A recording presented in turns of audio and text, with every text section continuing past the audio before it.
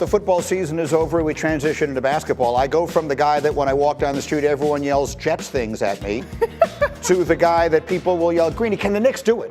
Greeny, can the Knicks do it? And if this weekend was any indication, the answer is definitively no. Can we put up A18, please? The Knicks are on pace to have their second best season in the last quarter century.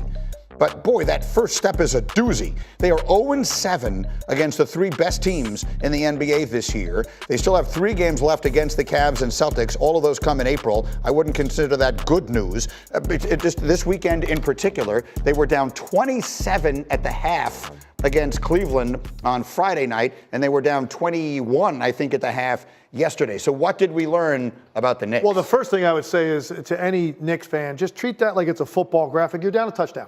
You're down a touchdown. Yeah. You're down 0-7. It's 7 now. No, treat it like this. Against the other 26 teams, you're really good. That's the point. 27 and 13. That's my point. The Knicks are on pace to have their second best season in this millennium.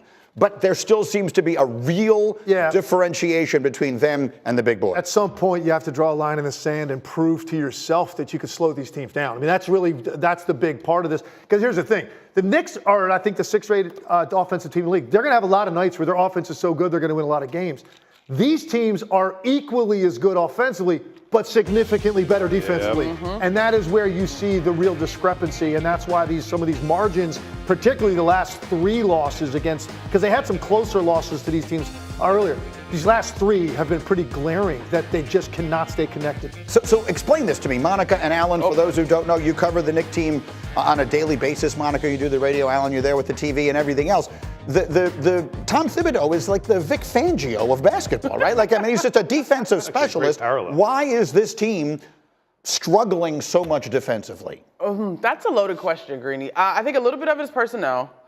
You miss Mitchell Robinson as a guy that could defend the pick and roll, could kind of hold in that drop coverage, still protect the rim. I just think it hasn't quite come together consistently. And in particular, when you talk about the teams that they have not been able to beat, there's a level of depth there, too, that is beyond just your starting 5 being able to defend their starting 5. Like, their defense has to go deep into your roster as an identity. And then the other part of it is the Knicks have kind of lived and died by the three-point shooting, and those teams' ability to stop them on the line has been a problem. They are small. That's one thing that they struggle with, certainly. But, again, for them defensively, they're 20th now in the league. That's a Tom Thibodeau coach team. That doesn't normally happen.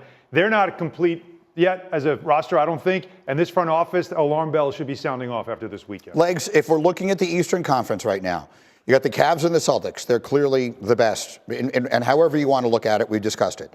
Then you've got, I'm just looking at the standings, Knicks, Pacers, Bucks, Pistons, Orlando, etc. If I told you one of the other teams is going to make one of those 2 teams really sweat, or even beat one, upset one of them and get to the conference final, which team would you tell me it's going to be? I'd probably pick the Pacers right now.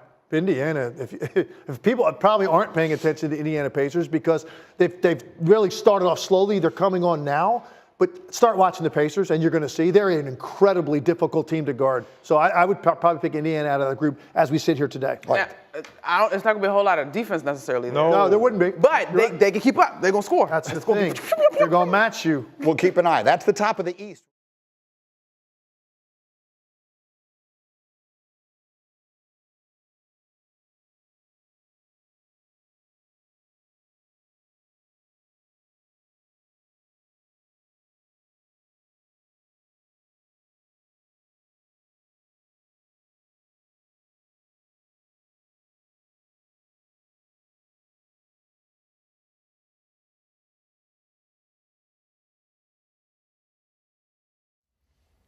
How's it going, everybody? Villa Sports Network here. Just want to thank you guys for your support on the channel. Thank you guys for watching the video. Hope you all enjoyed it. I also want to kind of remind you to don't forget to leave a like on the video, subscribe to the channel, and leave a comment on the video if you like as well. But regardless of the fact, thank you again for your support, and hope to see you on the next video.